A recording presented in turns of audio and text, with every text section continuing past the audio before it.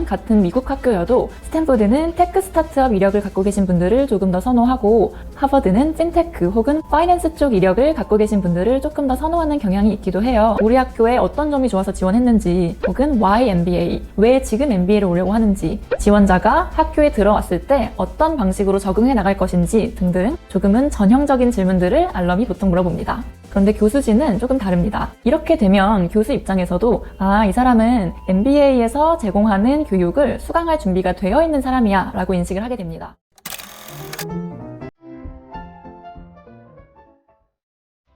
MBA 진학을 위한 꿀팁, 저의 진학 준비 과정 공유. 이번에는 서류 3종에 대한 준비 후기를 말씀드리도록 하겠습니다. 서류 3종은 레주메, 에세이, 추천서를 얘기합니다. 일단 레주메의 경우는 내가 업데이트를 한 다음에 실제로 원서 접수를 하기 전에 어드미션 팀한테 내 수정된 레주메인데 한번 봐줘 하고 미리미리 검토를 받으세요. 혼자 레주메를 작성해서 최종적으로 접수하시기 전에 어드미션 팀으로부터 레주메를 검토받으면 어떤 점을 보완해야 되는지 굉장히 구체적으로 알려줍니다. 저 같은 경우에는 2번에서 3번 정도 이메일을 주고받으면서 보완 과정을 거쳤는데 첫 회사에 입사해서 퇴사 때까지 전체 기간 중에 각 연도별로 어떤 직급이었는지를 구체적으로 써달라라는 피드백도 있었고요.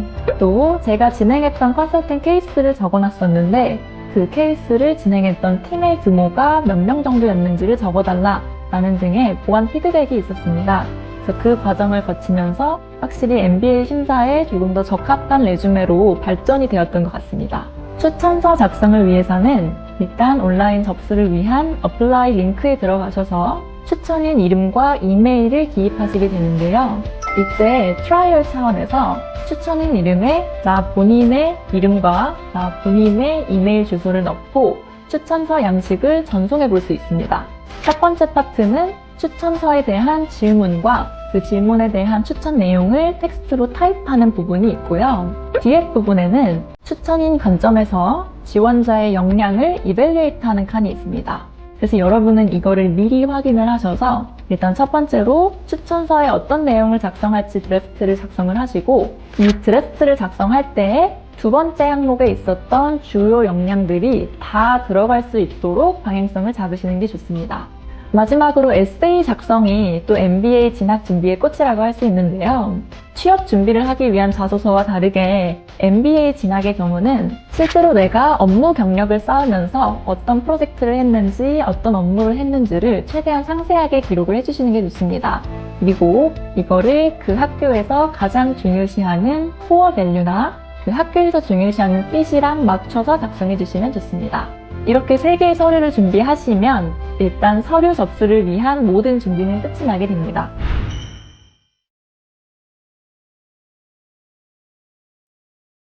MBA 진학을 위한 꿀팁, 저의 MBA 준비 과정 공유.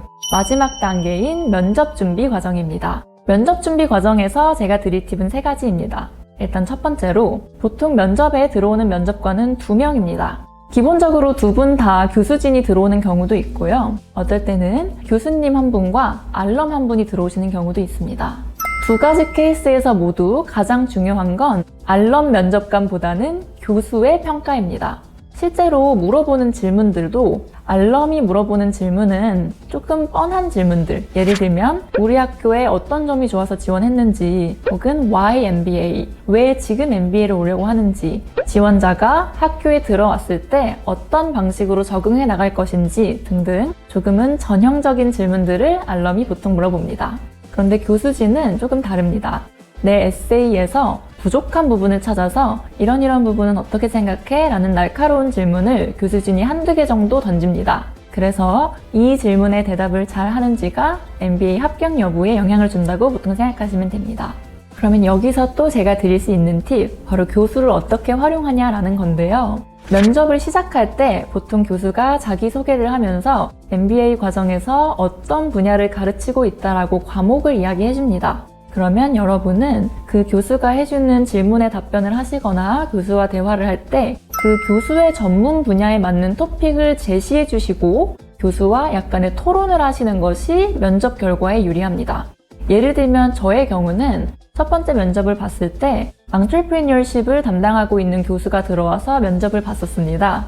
그래서 그 교수에게 저는 나는 파이널 골이 MBA 졸업하고 나서 창업을 하는 건데 내 비즈니스 모델은 이런 거야 라고 아예 던져주고 이 비즈니스 모델에 대해서 어떻게 생각하는지 교수님의 의견을 제가 역으로 물어봤습니다. 그러니까 교수님이 그 비즈니스 모델의 타당성을 검토하기 위해서 제가 어떤 것들을 고려해야 되는지 답변을 해주셨고 제가 평소에 제 비즈니스 모델에 대해서 왜 이거를 구상했는지를 오히려 물 흐르듯이 자유롭게 이야기를 하면서 면접이 아니라 이미 수업장에 들어와 있는 것 같은 분위기를 형성할 수 있었는데요.